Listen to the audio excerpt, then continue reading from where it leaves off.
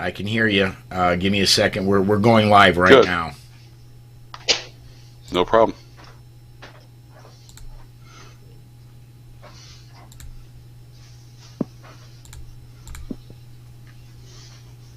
Well, nuts. What if I click the back screen? Hey everyone, welcome to another edition of The Bullet. This is the weekend edition of The Bullet for Saturday, the 28th of January, 2023. My name is Paul Lathrop.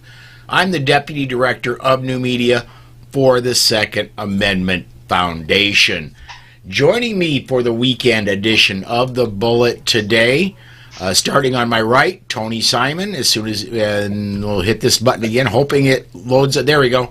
It finally loaded the lower thirds correctly. Tony Simon, of course, the second is for everyone and the diversity shoot. Below Tony is Rob Beckman, the Firearms Trainers podcast. And then below me is Charles Heller, Liberty Watch Radio. Charles is becoming a little bit of a regular here on the weekend show. This is the third month in a row that I've had him on one of the weekend shows. Want to mention as we get going, folks, if you're watching us on the Polite Society Facebook, YouTube, or Facebook channels, you can comment on those live videos, and we'll get your comments up, get them on the air. If you're watching us anywhere else, go to Twitter, tweet with the hashtag #TheBullet. We'll get those and get them up as well. Guys, I'm going to start off with the first story I've got up on the rundown for this weekend show is got this off Fox 61. Looks like the Connecticut senators, both Chris Murphy and Richard Blumenthal, are pushing for legislation to protect people from certain assault weapons. A list of 206 military assault weapons are on the ban list. Quoting Senator Murphy, the quickest way to kill as many people as possible is for someone to get their hands on an AR-15. I'm going to say myself, the quickest way to kill as many people as possible is get elected to office. Government kills more people than anything else. So, but that has been introduced in the Senate. I'm going to. You're Tony. Geographically, you're the closest one of us to Connecticut. What's your thought, man? This is typical politician knee-jerk reaction, dancing in the blood of the fallen from the California mass shooting. They always do it. They need these deaths to push their agenda. They do not care about gun violence deaths because they never speak about suicide. They never talk about gang-on-gang violence. They never speak about over 95% of the deaths and what they're doing to stop those. They concentrate on the less than 1% of gun violence deaths so they can push their political agenda. This has nothing to do with keeping you safe. You are your own first responder. If they were being honest, they would go ahead and tell you openly that the police cannot save you. The police have no duty to protect. The police weren't there for the last people that were in a mass shooting, and the police won't be there for the next victims of a mass shooting. So, no, they're just pushing a political agenda, and they need these deaths to happen. That's why they don't do anything to stop them, like saying, I don't know, encourage people to get training, encourage people to carry in public, encourage people to learn medical. They don't do any of that. Even the medical part they don't encourage. Why is that? That's passive as can be. Yeah. No, they need you helpless, they need you hopeless, and they need you looking toward them for help. Big Daddy government, please save me by passing more laws. Infringe on me harder, Daddy. Infringe on me harder. All right, Rob, I'm gonna move to you next. I'm gonna interject. I'm gonna put this up on the screen. U.S. Capitol switchboard 202-224-3121. I'm going to say this thing has got zero chances of passing. Absolutely zero. It will never clear the House. However, still get on the phone to your senators. Should it make it to the House, I'm going to tell you to be getting on the phone to the House. But Right now, call your senators, 202-224-3121. Say you don't want this thing to go anywhere. Rob, what are your thoughts, man? Yeah, my thoughts are similar to what Tony was talking about. And I think the one thing that's really bad about it when you look at it or think about it is instead of doing worthwhile legislation, this is just a distraction. They're going along doing this because they know there's no chance of it passing. But at the same time, by putting it there, they will run out of time of other effective legislation. Things like crime control, things like going along and addressing, the open border issues that we have in the country and all those kind of issues, because at the end of the day, as Tony said, they want us helpless. They want us to go along and look to them for solutions. And in the end, and we've seen this a lot in the last 4 years, they can't do things, and the government cannot go along and take care of our needs. I mean, look at the crisis that we've had between gas prices going through the roof, toilet paper issues. We've got chicken, fresh chicken issues, all these kind of things. The government really can't fix it. I mean, they say they can, but it's a free market issue, and by them poking themselves into these issues, not doing things that will help us. All they're doing is distracting with this legislation, because the government is not our friend right now when it comes to the 2A community. Yeah, government rarely is our friend in any community, but especially the 2A community. Charles, what do you think, man? Well, Rob, the chicken, toilet paper, gas price conspiracy, that's amazing how you knitted those all together. And I don't disagree with you one bit. Frankly, between the two of you, you guys said it pretty well. I will say one thing I say in my classes and I say on the radio frequently is yo-yo and yo-yor. Yo-yo is you're on your own, and yo-yor is you own your own results. And if you lean on anyone, except maybe a very close-knit community of neighbors or some response group you may belong to, like a first aid club or something like that, a close association of people, you're placing hope in a false paradigm. We need to learn as Americans to rely on ourselves, not on the government. Government has what I call the fecal touch. That which it touches usually, not completely, but usually turns to crap. And so we have in addition to putting pressure on our legislators, the best thing we can do is exactly what Tony's doing about getting new people into the right to keep in bear arms milieu, but also promoting and linking, as Rob did, the medical end of self-sufficiency as well as the lawful use of deadly force end. It has to be a continuum and promoted as such, not just an isolated issue which can be frozen out, a la rules for radicals. I want to get a couple comments up here real quick. 500 Magnum has a really good comment. Car wrecks kill way more people than guns, yet they never want to ban cars. They just want us to switch to electrics so they can control where we come and go. Seems like the conspiracy theory is running thick this morning. The conspiracy theories are running thick this morning, and I don't necessarily disagree with 500 Magnum on that. I think we should be stopped. Go ahead, please, sir. Go ahead. Oh, I think you should stop calling them conspiracy theories and call them spoiler alerts. We haven't been wrong yet. We haven't been wrong yet. Yeah. I think one thing to keep in mind, and people should take note of this, is all these people, the politicians that are promoting this kind of stuff, look how much armed security they have around them. Because, okay, that's great, they got armed security, but when you're talking about the average American, how do we go along and defend ourselves? How can we go along and make sure our families aren't victimized of crime, those types of things? I mean, obviously, as governors, senators would say they need this protection because they don't want to be victimized. They want to recognize that the 2A is our ability to go along and prevent ourselves from being victimized from the criminal element, which we'd all like to see it go, but we all know, I mean, since, day one of the human race, there's always been, bad people and there's always been criminals. Yep. There has been. There absolutely has been. Can I address something Tony said? Sure. Yeah. Tony, you used a phrase that is very popular, and that phrase is gun violence. And I don't really think there is a such thing as gun violence, because there are no violent guns, they're inanimate objects. And when we do that, we sort of agree with the anti-freedom people that something that's false appears real.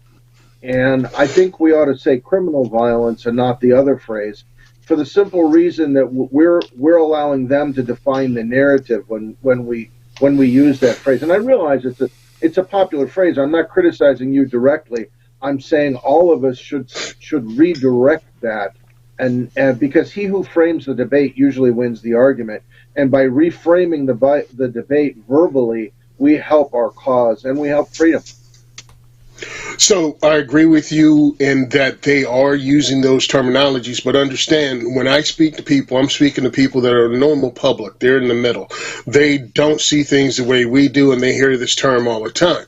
So I use it, and then I tear it apart, just like you did, because you're 100% right. There are no violent guns. It's an inanimate object. But I use their term for gun violence, and then I point out how it's not the gun. How gun violence includes suicide, which people will commit that against themselves without a firearm. It includes gang violence, and there was gang violence before guns were ever invented. You know what I mean? So we're talking over 90% of the gun violence deaths would be carried out regardless of the tool they used. So they're trying to villainize it, and I'd like to point it out and talk about the political aspects of it. But you are correct when you start using their terms like assault weapon, like gun violence. Yeah, we are playing into their hands, but I do have a plan. That's why I use the language that people understand, and then I explain it and how it's used against us. It's very important also that we draw those parallels to let people see how they're being manipulated with language and vocabulary. Sure. I see what you're saying, Tony. You're saying that in order to relate to them, you have to use a term they're familiar with. And I being a communications guy, I don't disagree with you on that. The problem is a theory my grandfather taught me called memory pegs. And he taught me how to memorize long couplets of things by using a key word or a two-word phrase. And the problem is the two-word phrase, gun violence, is a key word for people on the left who aren't the deep thinkers, the deep thinker that you are. And so that's why I recommend that we change the key word to their memory. And I don't think it'll blunt your point at all if you use criminal violence instead of gun violence and say, well, criminal violence is a problem in our country, but that's not gun violence. If you say criminal violence enough, you begin to turn it into a keyword phrase. Thank you. Okay, I agree with you. I think I might incorporate that into things, point out the two, and point out how one is actually more intellectually honest, and the other is political manipulation. Well, I don't know that intellectual honesty is a key feature of the anti-freedom argument, but okay, yeah. Hey, everybody wants to think of themselves as a good guy. Yeah, I want to get up. Well, wait a minute. In what position does that then place the devil? Not his fault. Gun websites puts up the U.S. Capitol switchboard number. I'd done that earlier, 202-224-3121. I'm going to leave that up for a second because the next story is also coming out of the United States Senate. Looks like Schumer is specifically going after one rifle, the JR-15. Quoting Senator Schumer, the last thing we need to be doing is reducing in size these deadly weapons of war and then marketing them to children, but that's what's happening. This off a Cam Edwards story in Bearing Arms. Cam writes, that's not what's happening. The JR-15, produced by We1 Tactical, is a rim-fired chambered in .22 long rifle. It's basically a semi-automatic version of the single-shot .22 that I use to teach my own kids how to be safe and responsible with a firearm.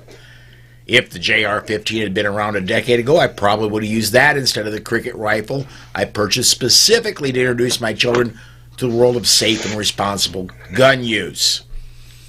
Schumer continues, it's illegal to sell guns to anyone under 18, but pointing to the company's webpage, which features a child looking down the sights of a gun, no, it didn't, but I'll get to that in a second. Schumer said it's obvious this is what the company's trying to do. This stuff is pretty despicable, so we want the FTC to give it a thorough look, Schumer said.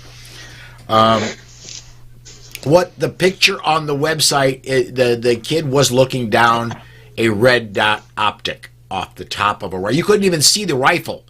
It was a kid looking down a red dot optic with dad closely leaning over little girl's shoulder. I agree with Cam when he writes that what this website is most likely trying to do is not market to children, but market to parents, showing that this is a good rifle for teaching your children with. And this one burns me up. I'm gonna reverse order here. Charles, I'm gonna put you up first, man. What do you think? I think Roy Rogers was a terrorist when he taught me how to want a single action cap gun.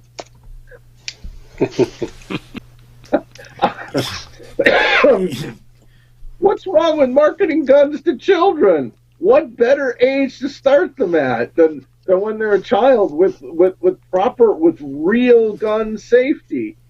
I mean, my father, while I was the youngest teen you could be, 13, taught me how to operate a Thompson. And I was reading, and I said, "What about that awful muzzle rise with it?" He says, "Don't be an idiot, son. Take the sling off the rear clip and stand on it. Your muzzle won't rise." And that was the best lesson on gun control I ever had. I never had a problem controlling a full auto after that. I haven't shot that many, but it's real easy to stop muzzle rise. Now, that's the perfect marketing to children, in my opinion. All right, Rob, I'm going to put you up next. What do you think, man? The real crazy thing about it is, I mean, Schumer knows that to purchase a firearm from a dealer, you have to fill out a 4473. So there's no such thing that they're trying to promote these underage kids from purchasing a firearm. It just cannot happen. Period. No questions about it. The bad thing about it is, and to tag on to what Chuck was talking about, is you think about it. As much as they want to complain about guns and the deaths that they cause and things like that, they don't want to come up and realize that the solution to help stem a lot of that comes down to education. And educating the younger citizens is just as important as educating the older citizens with it. And that's where, good, proper gun safety comes into it, and having a smaller frame rifle, that works out good for kids, and it also works out good for small adults also too. I know I had a daughter who was a small frame, and she needed a smaller gun in order to fire, and she is older today, and I gotta say she's a very responsible gun owner. And that all started when she was younger, when she saw me going to the range, and when she saw me going along shooting, and all the care that I took and the time I took with her to make sure she understood it wasn't a toy. It was something we did, something that was purposeful with it, and we've never had an accident, and we've had a lot of fun days at the range with it as a family. And what way Schumer's gone along and addressed this, it's another political ploy to take our attention away from other things that are in the news. All right, Tony, man, you're up. 100% agree with both Charles and Rob. I've met the guys from Re1. It's a family business. I'm talking to brother, sister, son. This is a family that came up with the concept, came up with their version of a .22 semi-auto. They sell it with a single shot magazine. They're going to have 5 and 10 round mags available soon. They have an initial run of 1,000 guns, and they should be available in February. I think I met them for the first time in 2022, January 2022 or 2020. I forget which SHOT Show. But immediately after SHOT Show, they were attacked by Gavin Newsom in California. They received death threats. They had banks pull out. They had all kinds of issues because these politicians are liars and they have a political agenda and they don't care who they destroy with their lies. This is a single shot semi-automatic rifle. Just actually a 10-22 is more of a deadly threat, mainly because you can have 25 round magazines if that somehow makes it more deadly, which is ridiculous. But Chuck Schumer's a liar. Gavin Newsom's a liar. And they hope people will just be low information voters and just follow what they say. They think you're stupid, and they banking on you being stupid. This company has changed their font. They've changed their style. And the entire time, they just wanted fathers and sons and generations of Americans to be encouraged to teach their children gun safety and to continue the tradition, American tradition of firearms ownership. That's all they wanted. They don't want to create the next school shooter. They don't want to create people who will use a firearm to intimidate or harm others. They just want firearm safety and an American tradition to continue. And I wish them the best of luck. And everything I've seen posted has been nothing but gun owners going, I can't wait to buy this gun when it comes to market. So maybe they will encourage more gun buyers for this one particular company, and they will come through in flying colors. That's what I'm hoping for, at least. May actually backfire on them. Yep, it may. Also, they have an AA version coming out too. Gun Websites made a comment. I shot the JR-15 last week. The gun is solid. I've met the company. They're good people too. Echoing what you said, Tony. I get a couple more in here. 500 Magnum says, don't take the guns away. Hand them out like candy. Make it easy for people to defend themselves. I guarantee you crime will go down. Goes back to the old saying, how many people would go deer hunting if the deer shot back? So, and then... I'd like to add one thing to this. Yes. For those who are objecting to small 22s for teaching children, I have 2 words for them. Marlin Papoose. Yeah. Marlin Papoose. Can't get more. That's a little tiny breakdown 22, isn't it? Mm-hmm. And it also teaches children about thread alignment, too. Because you have to screw the thing together and get it threaded right. It's a good way of teaching a mechanical lesson. I know both of my kids learned on the Marlin Papoose, and I still have the gun in my safe. Reminds me, I got to clean it. Getting a comment off of Facebook. This one... some articles claim the Ruger 1022 was a tribute to the M1 carbine. I guess I could see the cosmetic similarities there, in that the M1 was a wooden stock, but functionally there. Yeah, but there's a difference. The 22 long rifle's probably a more effective round. Yeah, well... I've been a 308 guy for a long time. But, all right. Well, I wouldn't know. They're illegal by M1 carbines are illegal by name in New Jersey. Oh, goodness! Hey, there's a great story that goes behind that, man. It's awesome because it's steeped in racism. Back in the day, back in the Newark riot days. A couple of days after the Newark riots was Plainfield riot. Well, Plainfield Machine Company was in Plainfield, New Jersey. Plainfield Machine Company was putting together M1 carbines for the civilian market, but they were also producing M1 carbines for the CIA. M1 carbines with no serial numbers on them. Well, the Plainfield riot happened, and somehow the security guard wasn't there at the Plainfield Machine Company, and all of their M1 carbines disappeared. Every single one of them. And they said the Plainfield police claimed that black people shot at the police station with those M1 carbines. So that night, the New Jersey State Police, Plainfield Police, and the New Jersey National Guard raided over 500 black homes looking for these M1 carbines. Didn't find any of them. And then shortly thereafter, the New Jersey legislators passed a law saying that you can't own an M1 carbine in New Jersey and definitely can't own one that says Plainfield Machine Company on it. That's where that comes from. Oh, That's interesting.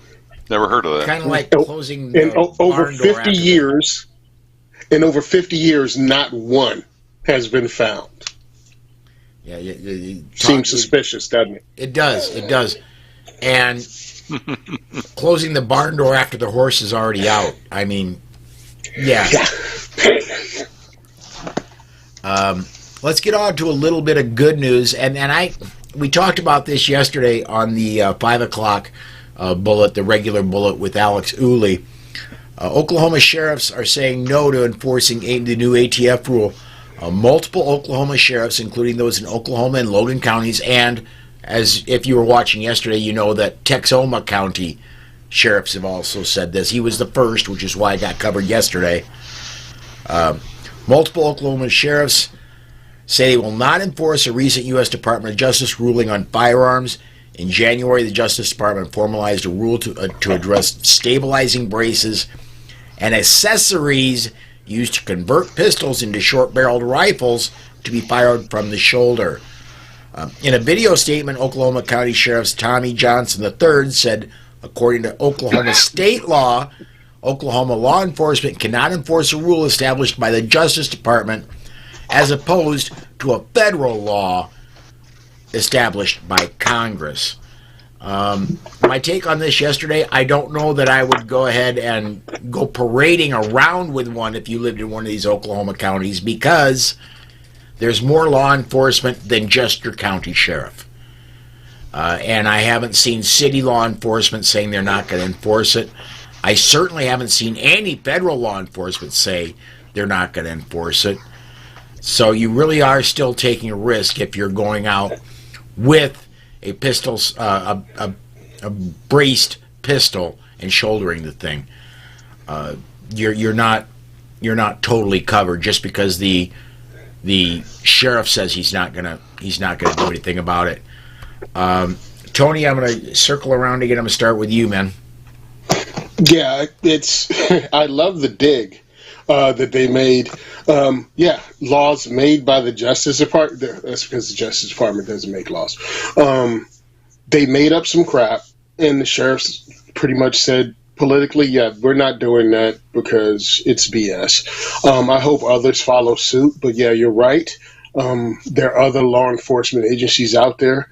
Plus, there's all the little junior G-men at your rifle range that can't wait to go tell somebody that you're doing something illegal. So, you got to watch your back, because sometimes we're our own worst enemy. And the know-it-all at the range. I'm going to steal that. Yeah. Oh, don't you know? It's like, why don't you shut up and just continue shooting your zombies, dude, and leave me alone? But, don't get caught out there because you heard the sheriff say something. Watch yourself. Rob, what do you think, man? Well, the whole pistol brace issue has been quite a bit of a hot topic for me the last couple of weeks since they've come out, with a lot of people asking me about it. And when you read through the ATF's regulation on it, it is as clear as mud from the perspective. You can't have the pistol brace on, but you can have the buffer tube. It's one of those things where, how does it make sense? And I've talked to local law enforcement, some state police. The one challenge with it is, I asked the question, would you be able to tell what was or was not a correct pistol, with the pistol brace on and such? And basically, no. I mean, it's convoluted, and we've got a lot more other crimes that we've got to worry about than somebody who is, the AR pistol or AK pistol thing, the problem come to it, it's like, great, they have a hard time enforcing it. But to Tony's point, it just takes one person making a call or somebody who wants to go along and make a name for themselves of zero tolerance, and all of a sudden you're going to be on the wrong side of the law. And I think this really needs to make it to the Supreme Court very quickly, because the ATF said that it was legal for so long, and now they're saying it's illegal. And how can you go do that without Congress passing a law? And I agree. You've got Congress passing the law, and then you got the agencies going along and modifying the laws and how they're going to be enforced, and that's just creating a quagmire of more confusing gun laws that don't make sense to anybody. All right, Charles, you're up, man. What do you think? Well, I've said for a long time that you never want the test case, and because you end up with a lot of bad precedents named after you, and you don't want to be memorialized in that way. If you're going to go up against the system, you want to do it en masse and with good legal help behind you. Dick Heller, the way actually Shirley Parker originally did, and 5 others, among them Dick Heller. And the reason this went forward and became the case it did is because Dick Heller followed the advice of his original lawyer, Dane von Breckenrucker, and registered at the D.C. Police Department and got a letter of rejection. That was the only thing that preserved standing in that case. And it was because he did it in an organized way, not went out to the range with a handgun somewhere near D.C., waved it around downrange and said, "Hey, I live in D.C. and I own this." It wasn't because he did that. It was because he did it the right way. On bad case law named after you. May I say Miller v. U.S.?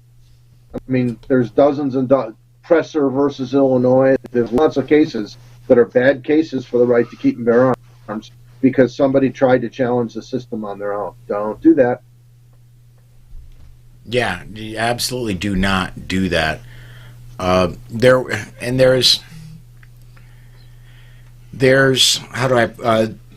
There's a case in Wyoming right now. A individual representing himself in Wyoming filed a federal lawsuit hoping to take down all of the NFA, saying he should be able to manufacture his own fully automatics. I agree with him in principle. I think he's right. I'm more than a little worried about somebody representing themselves in a court system, any court system, let alone the federal court system. Right. Best pro se litigant in the United States who got anything done was it made into a movie called Gideon's Trumpet with Henry Fonda. It was about Gideon versus Wainwright, and it was a handwritten petition the Supreme Court has accepted, and that was in 1964. Don't do that. Your chances are vanishingly small that anything good will come out of it. What was most likely going to happen is you're going to create bad precedent is what's going to happen. There is a brain trust. And it'll have your name on it. Yeah. I mean, like, who couldn't like a case called Heller? Yeah, I guess there is that. That there's a brain trust of Second Amendment attorneys, a lot of them associated with the Second Amendment Foundation. There are some that go with other organizations, but there's a brain trust of really, really sharp and smart lawyers that actually, believe it or not, at least with the SAF's case, there is a plan going forward of if this happens, then we're going to do that. When we win here, then we're going to do that. There's a step to get us all the way to taking down the 1934 Gun Control Act. There are plans. Joe Public in Wyoming really wasn't a part of that plan. So let me see here. You know what? We're a Second Amendment show here, but I want to talk a little bit about the First Amendment. I found this story midweek. It hasn't yet made it to a broadcast, but This one gets me. In Omaha, Nebraska, a university ordered a student organization to remove political posters depicting guns and slogans that some found offensive, according to reports. The College Fix, a conservative news website focused on higher educations, reported that Creighton University has a ban on pro-Second Amendment posters, and members of the Young Americans for Liberty are currently fighting to get that ban overturned. After being told to remove the political posters, university officials told Masonwood chapter leader during the fall 22 semester he was required to fill out paperwork to host a controversial event if he wanted to pass a petition seeking to end the school's ban on gun images. A representative for the Young Americans for Liberty told the College Fix that the school administration at Creighton maintains a ban on its imagery of guns, even when it comes to political speeches on the Second Amendment. So this takes us full circle to the beginning of the show where we were talking about he who controls the vernacular will likely win the argument. Well, if you can't even speak, how can you win an argument? If they control your speech, how can you get your ideas out there? Charles, I'm sorry. Go ahead, Rob. Well, I was going to say, and controlling images is right up there with controlling the speech, and that's where it becomes very dangerous, I think. Colleges, universities are supposed to be schools of higher education where thoughts can be exchanged, ideas can be proven, and that's where when they go along and start stifling free speech, and all these images are not promoting violence, no more than going along and having weed posters up or different things like that could be controversial, but they would probably be a lot more accepting of a weed picture than going along and showing a gun, which is like weed's illegal, but guns are legal. So why do they go along and feel the need to go and not allow that? And that's really upsetting in my mind, because as soon as you shut down the vernacular, you're shutting down the imagery. And as soon as you shut down the imagery, then people have no reference point for what you're actually talking about. And then everything that is talked about politically in the news all of a sudden becomes even scarier, because it becomes the boogeyman, not some inanimate object that doesn't do anything without somebody, purposely pulling the trigger. And those are the points where I was reading that story and really not very happy about it at all for a school of higher learning. And I'll pass it over to Charles now for his points. Thanks. You teed that up nicely. First of all, it's not going to pass any kind of a First Amendment challenge. But if you don't mind, if it's not you, to quote myself, I wrote a song called The Guardian, which is on an album produced by JPFO. And it's also the theme music for my radio program, America Armed and Free. And the line says, "Free speech and free press and the right to assemble, those dangerous freedoms that make bureaucrats tremble. A blessing for the citizens, but for the masters a curse. Without the second, what good is the first?" Well, yeah, you're absolutely right. Tony, I'm gonna move to you next. What's and you're no stranger up in Jersey to them attacking the First Amendment as well.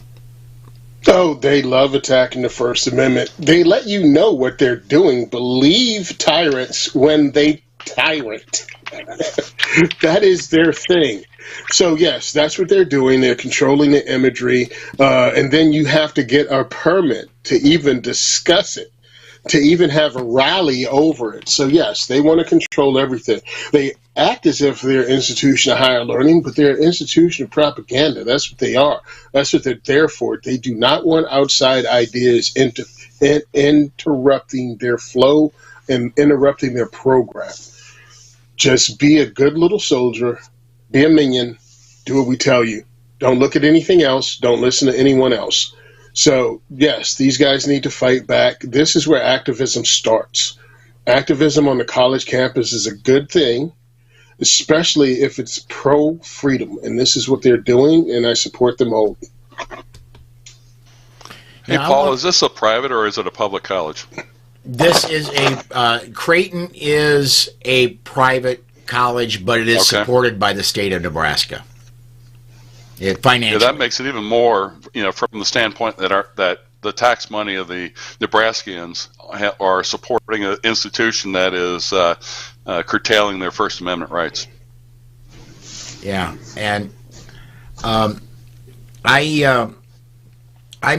obviously Sioux Falls, South Dakota is about 3 hours by car north of Omaha. Two and a half if you're not worried about the speed limits, but and the faster the car you go, the closer it gets. But Creighton is well known up in the northern Plains area. They have a heck of a basketball team, but this worries me. Not only you're not allowed to have posters that have firearms images on it, and you have to get a permit to hand out leaflets. This is going back to the 60s. It was always don't trust the man, and now now that those people in the 60s have grown up, we are the man. You must obey us. And anyway, it's amazing, isn't it? I read somewhere age makes cowards of us all. And it seems to do so with the people from the 60s, too, that grew up on the Stones, grew up on anti-establishmentarianism. I think if I got the whole word out right. They've changed and became the establishment. They've pushed it, and if you stand up against them somehow, you should be an outcast. Oh, yeah. Let me get this one up there. This is dead on. Why do you think leftists want free college for everyone? They want to indoctrinate more people. Not necessarily. Yeah, that's on point. I mean, you're not going to find. There are exceptions. Cannot remember the name of. There's a university in Missouri that is famous for being right of center, but most colleges have left-leaning administration all the way down to faculty. So, by any chance thinking of Hillsdale, are you? Could be. Hillsdale's in Michigan. Okay. I honestly, I'm like Biden. I don't do well off the cuff, which is why I have such lengthy show notes, because I want to know what I want to say before I say it. But that could be right. With Hillsdale, the college I'm thinking of specifically teaches the Constitution. Specifically, is a pro-Second Amendment, pro-First Amendment university. There are no free spaces for safe spaces for students to go when they don't like what's being said. So yeah, Michigan. I'm apparently I is wrong. Next one, I'm a little more schooled on this topic, guys, because I've been talking about it all week. Illinois is in some deep doo-doo, to put it quite frankly. They have got their new assault weapons ban, which was signed just earlier this month. Already there are, I've seen 9 federal lawsuits. There are a whole host of state lawsuits. And Illinois is trying to say, wait, slow down, wait. Let's combine all these together so we've only got to defend one. I can kind of see their point a little bit, in that they don't want the entire court system plugged up over a assault weapons ban over one law.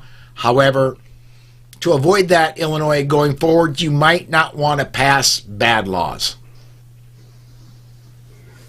Yeah, there's no pity party had for you because you tried to pass unconstitutional laws and now people are fighting back in the courts.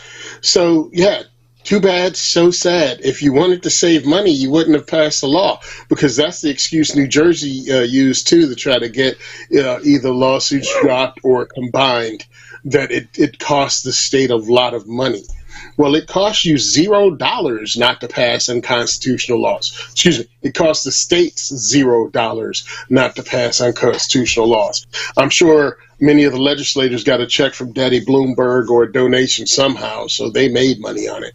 But yeah, so you created this bed, lie in it. Well, and when we talked about this yesterday on the Legal Friday edition with Alex Hooley, it does make some sense even for our side to combine them, because then lawyers for Firearms Policy Coalition, Second Amendment Foundation, Gun Owners of America, and the NRA can all work together, and it will lower some of our costs as well. But I kind of like the approach of, well, you got to defend here, you got to defend here, you got to defend here, you got to defend here, you got to defend here, and all of them have to work. Either Rob or Charles. I think one thing that's really important. Go, Rob. Sorry, Charles, go ahead. I think one of the things to keep in mind, that I have no pity for Illinois over this, is after the Bruin decision from the Supreme Court. Illinois knew that they would be in big trouble and hot water when they were passing this assault weapon ban. It doesn't pass the Supreme Court test that they went along and came up with. And for them to go along and pass it, they were snubbing their nose at the Supreme Court, and it needs to be slapped down, and slapped down quickly, so they understand that the Second Amendment, they can't arbitrarily put these limits on it that were never intended from the original framers of the Constitution. And I have no sympathy for them. They defend all of them, in my mind, and they pay damages too. Charles, what do you think, man? I'm going to disagree with you. I'm going to suggest to you that the more lawsuits there are, the better. And here's why. Each case may bring up some different salient aspect of the unconstitutionality of the Illinois law. And much like when they decided that the Supreme Court was going to take, and they decided to accept Bruin to address the exact causes they want, at the same time, they had 5 different lawsuits coming through the pipeline that they had to decide on which to grant cert. I remember one of them, which was Young versus Hawaii. And as a result, they picked the case that would have the most impact. And I like the idea that, and the same thing, you can see it in the original, what became Heller with Parker. All 5 of the other defendants lost their standing. Only Dick Heller was left with standing in the case. I think the more cases you have, especially when you have cases that are different in one circuit than in another, and you have what amounts to a circuit split, that almost guarantees that the Supreme Court is going to take the case and make a decisive one. I think the more cases you have in the system, the more chance you have of the Supreme Court granting certiorari, and also the better chance you have for a better result. Your mileage may vary. Yeah, I'm going to absolutely agree with you on that, Charles. And that's kind of the point of, they got a lawsuit here, a lawsuit here, a lawsuit here, a lawsuit here, and they've all got to win. If one loses, they lose. I'm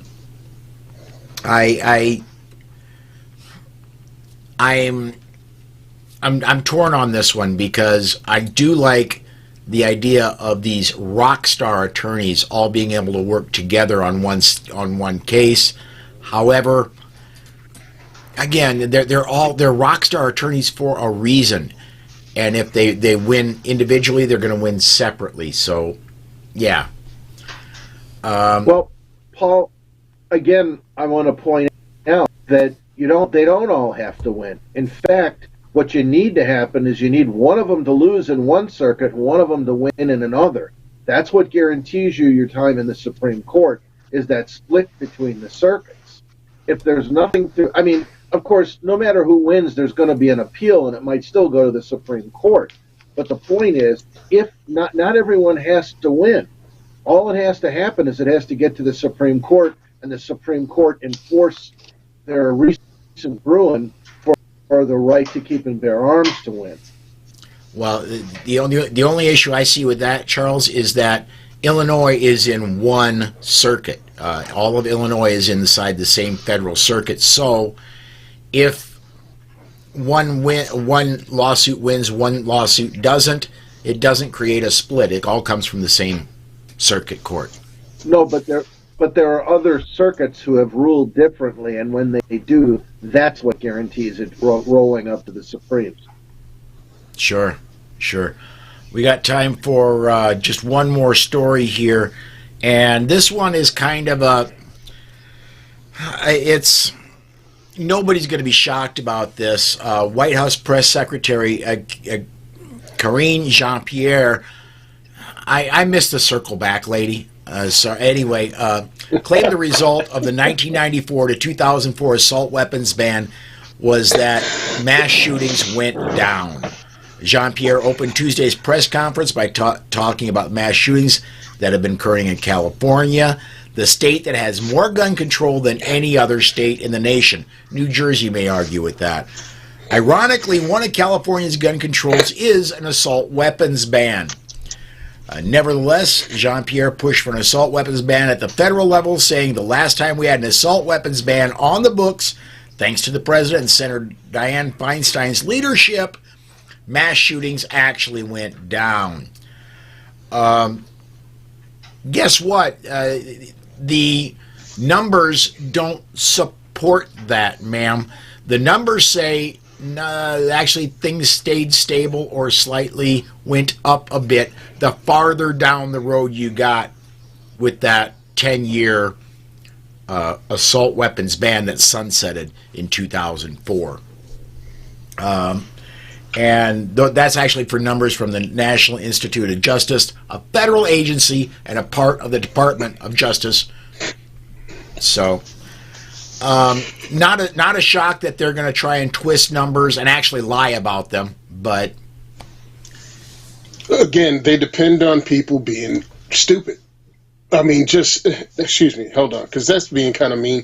If this is not your thing, if this is not what you're into, you're watching television, you're watching your favorite network, and you're either on the fence or really don't even care about the gun issue.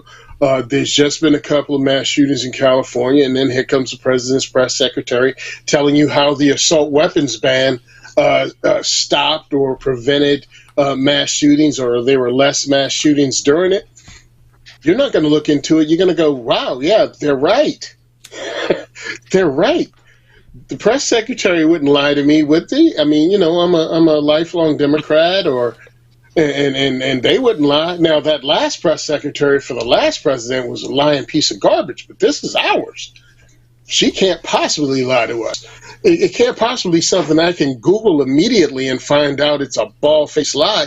They don't do that because most people don't. They don't look up anything. They just agree with it. So now I'm going to have these conversations at work.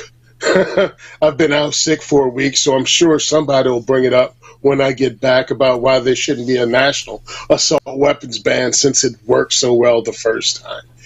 And I'm going to have to go, could you possibly just Google that, please? I'm like, I don't even want to have this argument with you because somehow the person that you know and from work is a liar. But the lady on TV that's a paid professional liar, you're going to believe her because she's part of your political party. Tony, keep one thing in mind is that... Charles, go ahead and go. I'm sorry. Tony, don't you realize that saying Google Lives Matter is racist? I don't even know what to say about that. All right. Rob, go, man. What do you got? Well, that's just one of those things like I was talking about before, about distracting what really matters.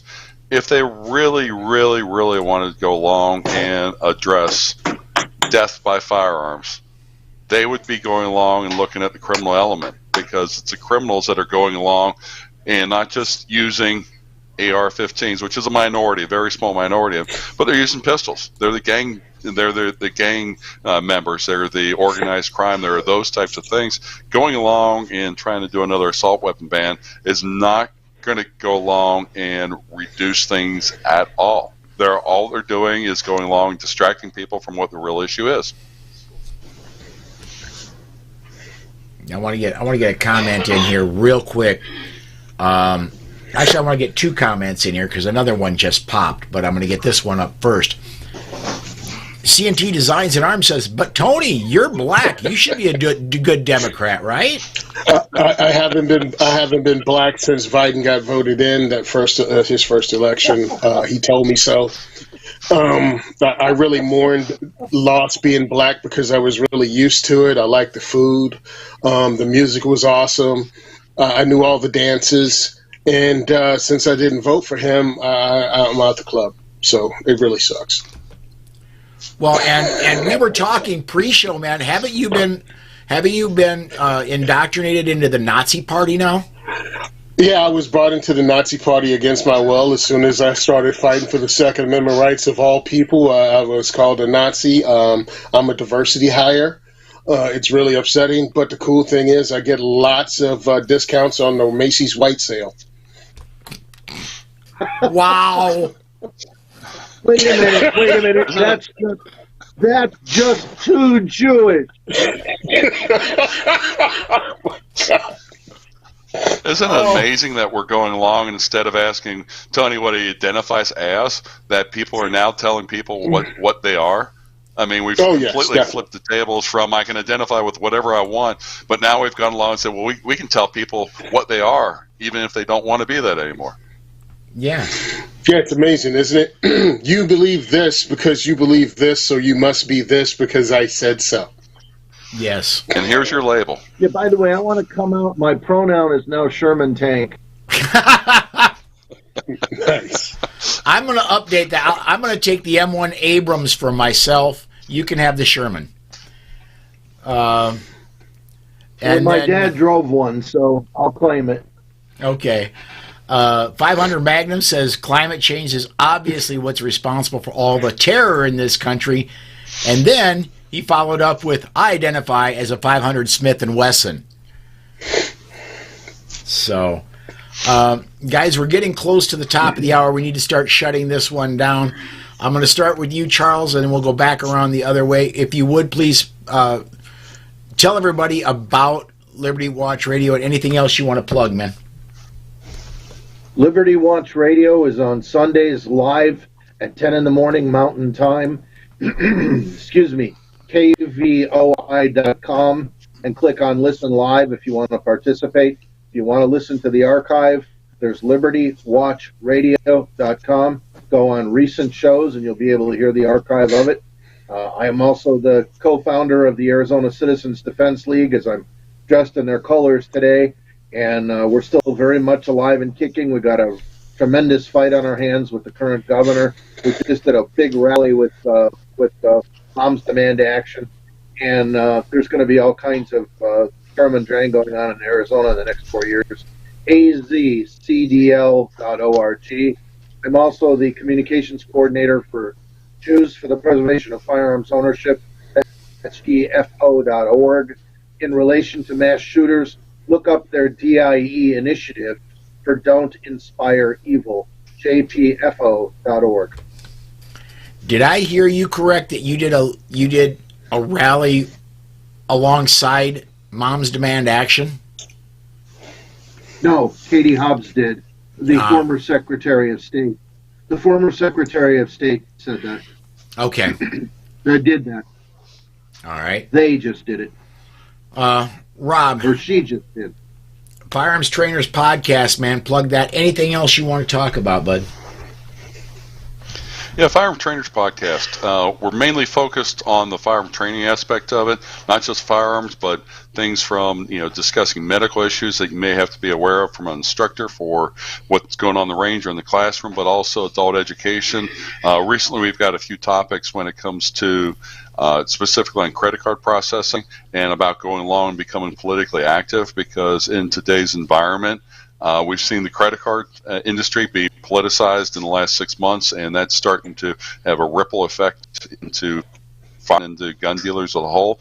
And then at the same time, as firearm instructors, we've got to be out there and helping to influence legislations being brought this way, because we're the ones that are in the best positions to educate people on what the proper approach is, and it really is something that a lot of firearm instructors are not used to. So those are upcoming episodes that are coming, and for those people that are around the greater Cincinnati, Ohio area, I have my my training company is called American Defense Training, and we've got training coming up both on the instructor level in the next month, as well as going along in advanced concealed carry classes in April, May, June, and July this year in Cincinnati and in Columbus, Ohio. So if you're in those areas, check them out, and love to have you be a student.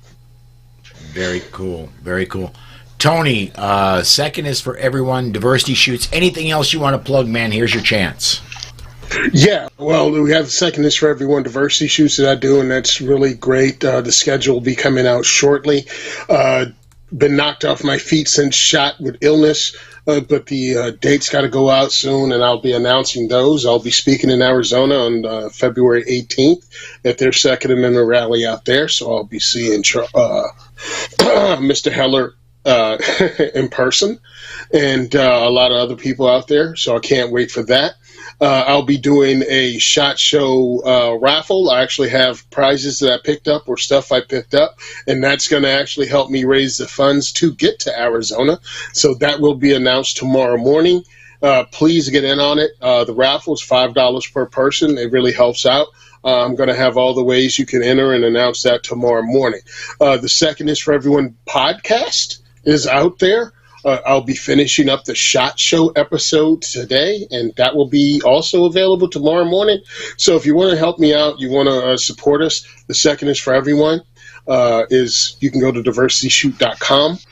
You can also visit Simon Says on IG, Simon Says on Facebook. Excuse me, Simon Says Train on IG, Simon Says Train on Facebook, and diversityshoot.com. And please listen to the podcast.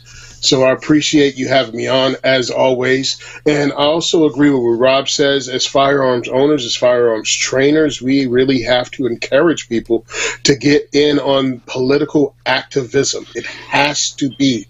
My time between buying my first gun and becoming a 2A advocate is like 20 or 30 years. I forget which, because it just makes me feel old.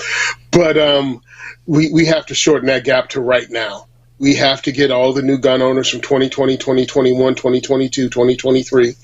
We got to have them become advocates for their rights now, because the attacks are real. Even after Bruin, it's more important.